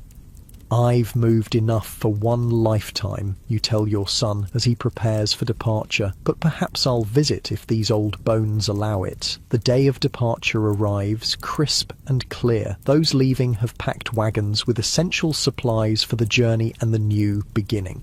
Children run excited circles around the preparations, while adults exchange embraces and promises to send word when possible. As you embrace your son, you press something into his hand, a small iron amulet you forged yourself, incorporating Saxon designs. So you remember who you are, you tell him, even in a Norman England. He fastens it around his neck, the metal gleaming against his skin. I'll never forget, he promises, and I'll teach my children when I have them. Then he mounts his horse, a significant purchase made with the proceeds from selling his share of the forge to the Scottish apprentice, and joins the departing group. You watch until they disappear around the bend in the road, your wife's hand tight in yours, both of you wondering if you'll ever see your son again. Winter arrives, wrapping the settlement in snow and silence. Your forge continues to operate, though less actively than before. Your former apprentice, now a partner, handles most of the physical work while you supervise and advise. Your days develop a new pattern, mornings at the forge, afternoons with your daughter and grandson, evenings by the fire with your wife, sharing memories and simple companionship. As midwinter approaches, you find yourself reflecting on the journey that brought you here. The Norman conquest shattered your world, driving you from your home, forcing you to rebuild from nothing. The suffering was immense, the losses incalculable. Nothing could ever fully compensate for what William's armies took from you and countless other English people. Yet here you sit, in a warm house built by your own hands, your daughter and grandson thriving nearby, your wife still by your side after all these years of hardship. You've helped create a community that preserves elements of English culture that might otherwise have been lost. Your skills have been passed to a new generation that will carry them forward. It wasn't the life you would have chosen, but facing unimaginable disruption, you and your fellow exiles found ways to endure, to adapt, to create meaning amid displacement. There's a quiet victory in that, though few would recognize it as such. The first letter from your son arrives with the spring thaw carried by a trader making the journey north. His handwriting is uncertain, literacy was not part of a blacksmith's training, but the message is clear. He has established himself in a small village south of the River Tees, where the Norman lord seems fair-minded for his kind. His skills are in demand, and he's been granted a small plot of land to build a forge and home. There are many English here, he writes, though the lord and his men are Norman. We speak our own tongue among ourselves. The village was abandoned after the harrying and is being resettled now. The Norman lord seems eager for skilled craftsmen, especially those who can repair agricultural tools and weapons. The letter continues, describing the challenges of rebuilding in an area that still bears the scars of William's destruction. But there's optimism too, a sense that something new is emerging from the ashes of the old order. It is strange to walk English soil again, your son concludes, both familiar and foreign at once. I think of you often and hope you may visit when summer makes travel easier. You read the letter aloud to your family that evening. Your daughter listens intently, clearly weighing whether her family might eventually join her brother. Your wife says little, but you notice her wiping tears when she thinks you aren't looking. As for yourself, you feel a complex mixture of emotions, pride in your son's resilience, curiosity about this new Norman-ruled England he describes, lingering anger at the forces that necessitated this separation, and, despite everything, a persistent longing for the homeland you once knew. Later that night, unable to sleep, you step outside your house. The Scottish sky stretches vast above you, stars scattered across its darkness like silver filings on a smith's workshop floor. The air carries the first hints of spring, a subtle softening that promises renewal. You think about your own journey, from Saxon blacksmith to refugee to elder of an exile community in a foreign land. None of it was what you expected or wanted. All of it was shaped by the massive historical forces unleashed when William of Normandy decided to press his claim to the English throne.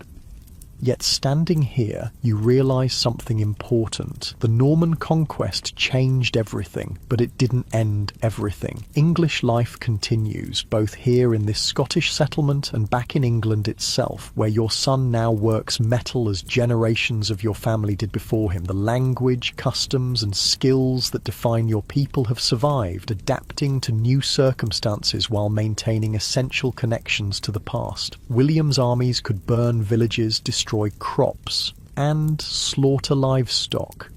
They could replace English nobles with Norman ones, English bishops with Norman clergy. They could impose new laws, new language, new systems of land ownership and obligation. But they couldn't erase the deeper currents of culture and identity that flow through generations. Those continue, sometimes underground, sometimes altered by contact with new influences, but never fully extinguished. As you turn to go back inside, to the warmth of your home and the comfort of your wife's presence, you feel a curious sense of peace settling over you. Not because the pain of displacement has disappeared, it never will, but because you've come to understand that your story is part of something larger that continues unfolding even beyond your lifetime. Your grandson will grow up in this Scottish settlement, or perhaps eventually in England, carrying forward elements of Saxon heritage blended with new influences. His children and grandchildren will do the same, each generation making its own adaptations while maintaining connections to what came before. This, you realise, is also a form of resistance, not the dramatic resistance of battlefield confrontation, but the quieter, more enduring resistance of cultural persistence across generations, despite attempts to suppress or replace it. Inside, your wife has woken and sits by the rekindled fire. Couldn't sleep? She asks. You shake your head, settling beside her, thinking about our son, about England, about everything that's changed. She nods, understanding as she always does, and everything that hasn't. Her simple words capture exactly what you've been feeling. In the midst of conquest, displacement, and reinvention, something essential remains continuous. Bonds of family, cultural memory, skills passed from hand to hand, stories told and retold. The fire crackles softly as you sit together in comfortable silence. Two survivors of a historical cataclysm who have found ways to carry forward what matters most, despite everything that's been lost. Outside, the Scottish night continues its slow progression toward dawn. Inside, warmed by fire and companionship, you find yourself looking toward the future with cautious hope, not for restoration of what was, but for the continued evolution of what your people might become in this new world, shaped by conquest and resistance, loss and adaptation, ending and beginning. 2 years have passed since your son returned to England. His letters arrive sporadically, carried by merchants and travellers making the journey between the countries. Each one provides a window into the evolving reality of Norman-ruled England, now over 20 years since the conquest began. The changes are everywhere, he writes in his most recent letter. Stone churches rise where wooden ones once stood. The Norman lord has begun construction of a great hall unlike anything we knew in Saxon times. Even the fields are worked differently, with new methods brought from across the sea. But his letters also describe continuities, English still spoken in homes and fields, old festivals celebrated alongside new Norman observances, traditional crafting techniques maintained alongside innovations. The picture that emerges is of two cultures existing in uneasy parallel, sometimes clashing, sometimes blending. You should see it for yourself, your son concludes. The road is safe enough now for those who cause no trouble. Come when summer makes travel easier. I have room in my house, and there are matters we should discuss face to face. This invitation stirs something long dormant within you. Despite creating a life in Scotland, England has never stopped being home in your heart. The thought of seeing it again, even an England transformed by Norman influence, pulls at you powerfully. "We should go," your wife says when you share the letter. Her decisiveness surprises you. "I'm not getting any younger. If I'm to see English soil again before I die, it should be soon."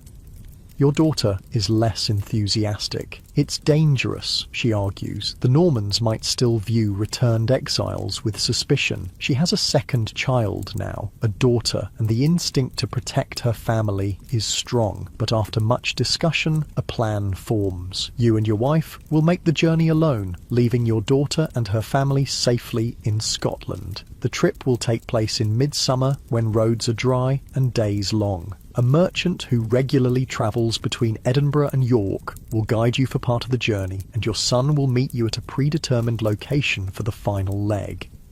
Preparations consume the spring months. Though the journey isn't enormous by distance, perhaps 200 miles, it represents a significant undertaking for two people of your age. You find yourself forging small items to trade along the way, while your wife sews sturdy travel garments and prepares remedies for common ailments. The settlement watches these preparations with mixed emotions. Some elders view your planned journey with envy. They too long to see England again, but lack the means or strength for such travel. Others worry that you're undertaking an unnecessary risk. A few even suggest that returning, even temporarily, represents a kind of surrender to Norman dominance. "You've become important to us here," Godric tells you privately. "Your knowledge, your counsel, the community will feel your absence." His words touch you. From desperate refugees, you've become valued members of a thriving settlement. There's pride in that transformation, a sense of having created something meaningful from the ashes of displacement. "We'll return," you assure him. "This is our home now, but I need to see my son and England one more time."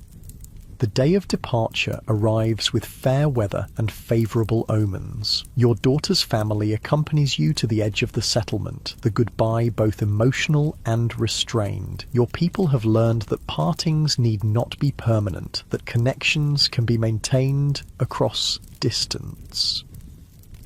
"Bring me a stone from English soil," your grandson requests, his young face solemn, "so I can know my other home." "I promise," you tell him, ruffling his hair affectionately.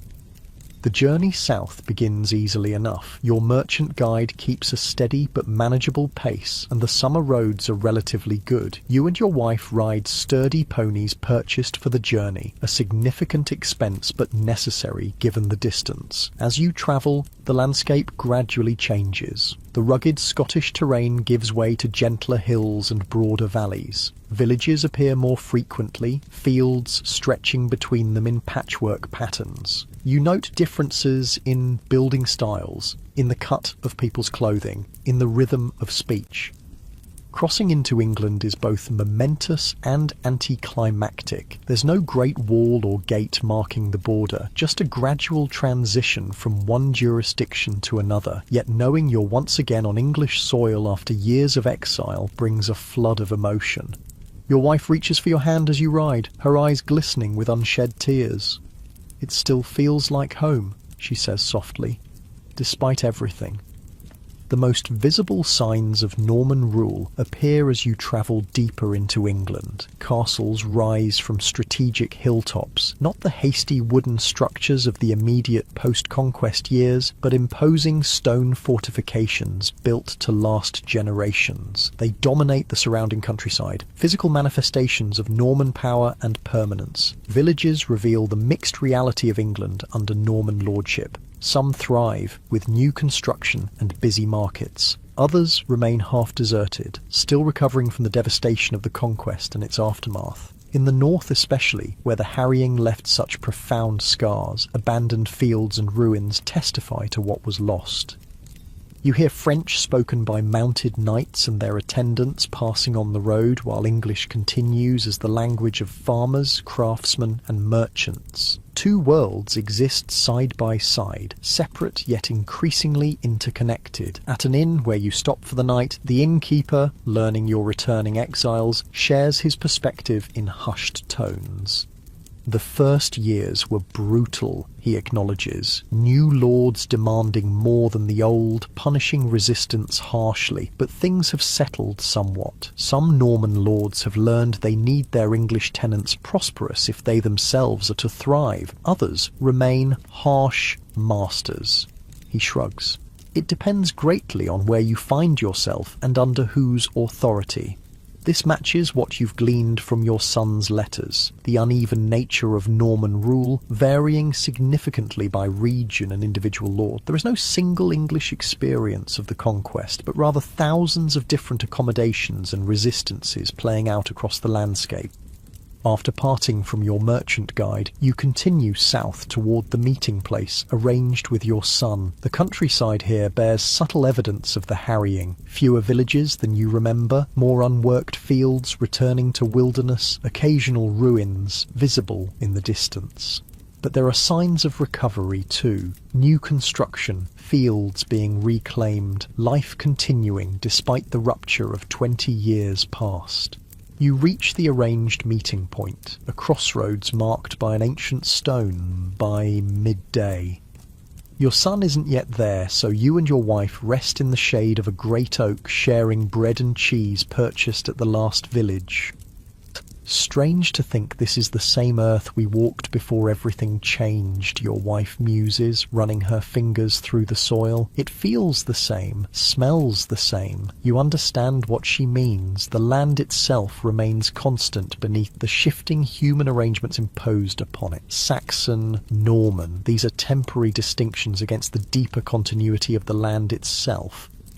The sound of approaching hoofbeats interrupts your reflections. Your son appears around the bend in the road, riding a sturdy horse better than any he could have afforded in his previous life. He's changed in the 2 years since you last saw him, more confident in his bearing, his clothes of finer quality, his face weathered but healthy. The reunion is joyful, with embraces and exclamations at how well each of you looks. Your son has brought a second horse for the remainder of the journey to his village. "You'll stay through harvest," he insists. "I've prepared everything. The local lord has been informed of your visit and raises no objection. You're welcome in England, at least in my corner of it." The final leg of the journey takes you through countryside that grows increasingly familiar. Though you never lived precisely in this region, the patterns of settlement, the style of fieldstone walls, the particular species of trees all resonate with memory. This is not just England, but northern England, the distinctive landscapes of your ancestral home. Your son's village appears as you crest a low hill, a collection of perhaps 30 households clustered around a stone church, with fields radiating outward. A small stream winds nearby, its banks dotted with willows. Beyond the village stands a manor house of Norman design, and further still, visible on the horizon, the outline of a castle. "The lord lives primarily at the castle," your son explains, following your gaze. "The manor house is occupied by his steward, who oversees the estate. We see little of the lord himself, which most consider a blessing." Your son's home sits near the edge of the village, a substantial timber-framed house with a good thatched roof. Nearby stands his forge, larger and better equipped than the one he left behind in Scotland. Smoke rises from its chimney, tended in his absence by an apprentice, a gangly English youth who emerges to greet your arrival with nervous deference. "This is my father," your son announces with evident pride, "the smith who taught me everything I know." The interior of your son's home reveals prosperity beyond what he could have achieved in the Scottish settlement. Good wooden furniture, woven hangings on the walls, adequate provisions stored in ceramic vessels. The Norman peace, for all its costs, has allowed commerce to flourish, creating opportunities for skilled craftsmen. More surprising is the woman who emerges from the back room to greet you, a young Englishwoman with a toddler on her hip. Your son's expression turns sheepish. "I meant to tell you in my letters," he says. "This is Edith, my wife, and our son, Alfred." This unexpected development, a daughter-in-law and grandson you knew nothing about, momentarily leaves you speechless. Your wife recovers first, stepping forward to embrace the young woman and exclaim over the child. Later, as evening falls and the household settles around the hearth fire, you learn the full story. Edith is the daughter of a local farmer, one of the few who managed to retain his lands after the Conquest through timely submission to Norman authority. The marriage has connected your son to the established community, helping secure his position. "Her father has been invaluable in teaching me the local ways," your son explains, "which Norman officials can be trusted, which are corrupt, how to navigate the new systems of law and taxation." It becomes clear that your son has fashioned a good life here, not by rejecting his Saxon heritage, but by adapting it to new realities. He speaks a few words of French now, enough to communicate with Norman authorities. He has learned the new measurements and money systems imposed by the conquerors. Yet in his home, English is spoken, Saxon traditions maintained. "The boy will know both worlds," he tells you, watching his young son play on the floor. "The England that was, the England that is becoming. He'll need that to thrive." In the days that follow, you immerse yourself in the life of the village. Much is familiar. The rhythms of agricultural work, the social gatherings at day's end, the weekly observance of church rituals. But Norman influence is evident everywhere, in the stone church architecture, in the regular visits of the Lord's representatives collecting taxes and rents, in the occasional passage of mounted knights speaking rapid French among themselves. You spend time at your son's forge, working metal alongside him as in earlier years. His skill has continued to develop. He's mastered techniques you never had the opportunity to learn, adapting to the demands of Norman patrons who want decorative metalwork in styles unfamiliar to Saxon tradition. Yet he also maintains the old ways, teaching his apprentice the techniques passed down through generations of Saxon smiths. Some methods can't be improved upon, he tells the boy. These were perfected long before the Normans came. The villagers, learning of your history, treat you with respectful curiosity. Many have relatives who fled north during the harrying. They ask about life in Scotland, about the English settlements there, about whether King Malcolm truly welcomes Saxon refugees. Some even ask if there are opportunities for them should Norman rule become unbearable. Is it better there? One farmer asks privately. You consider the question carefully. Different, you finally answer. We've built something good from nothing, but it was hard won, and much was lost along the way.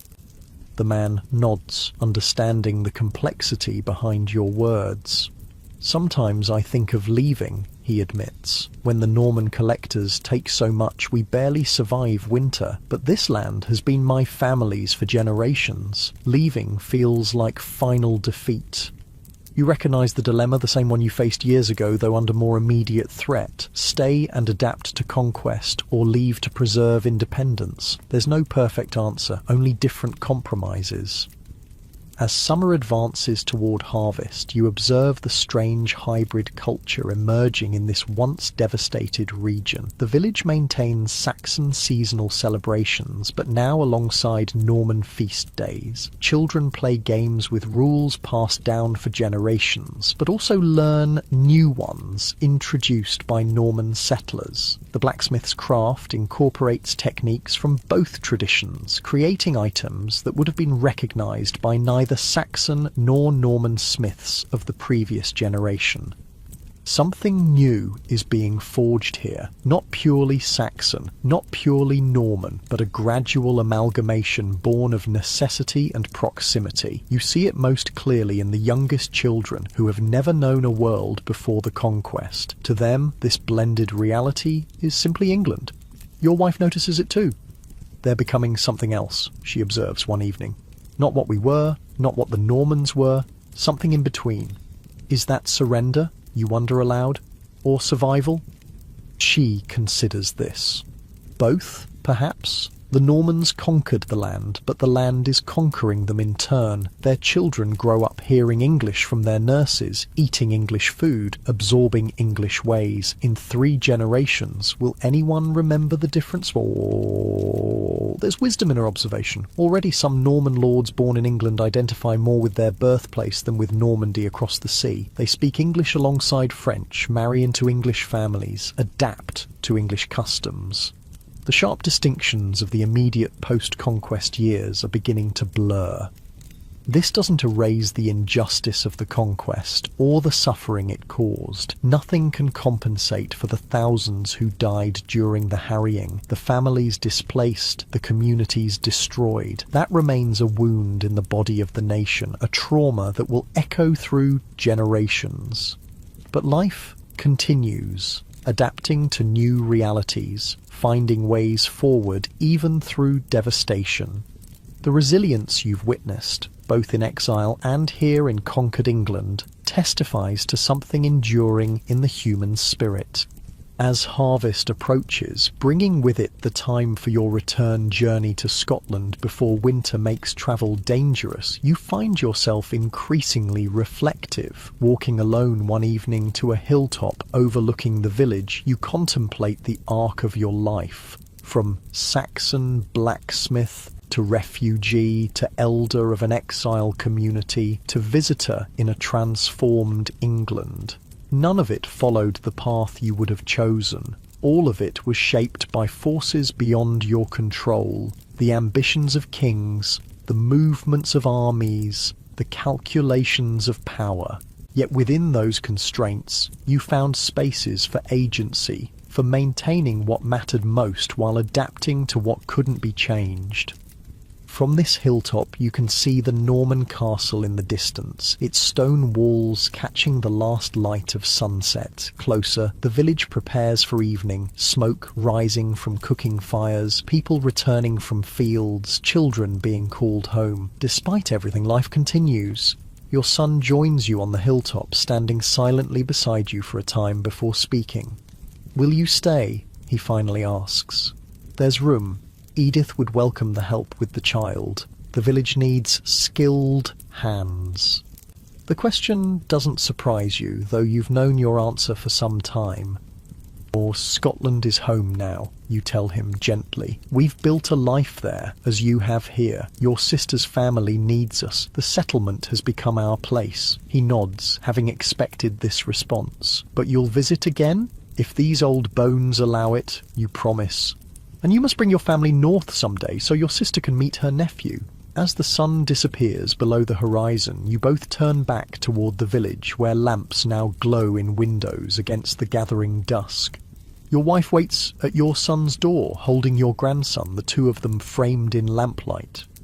This moment, you realize, captures the strange dual reality created by the Norman conquest: division and continuity, rupture and resilience. Your family now spans the border, with roots in both conquered England and Scottish exile. The violence of history has scattered you, yet connections remain, adapting to new circumstances. In the weeks that follow, as you prepare for the journey north, you gather small tokens to bring back to Scotland: a stone from English soil for your grandson as promised, seeds from local plants for your daughter's garden, a small pouch of earth from the village where your son now lives. These tangible connections between your two worlds feel important, a way of maintaining continuity despite physical separation. The day of departure arrives with autumn's first chill. Your son accompanies you for the first leg of the journey, the three of you riding in companionable silence through countryside, now showing hints of gold and amber as leaves begin their seasonal change. At the predetermined parting place, the same crossroads where he met you months earlier, the goodbye is emotional but not despairing. You've all survived enough separations to know that connections can be maintained across distance, that absence need not mean ending. "Tell my sister that her nephew grows stronger every day," your son says as he embraces you. "Tell her that England remembers its true self despite everything, and that she and her family will always have a place here if they choose to return."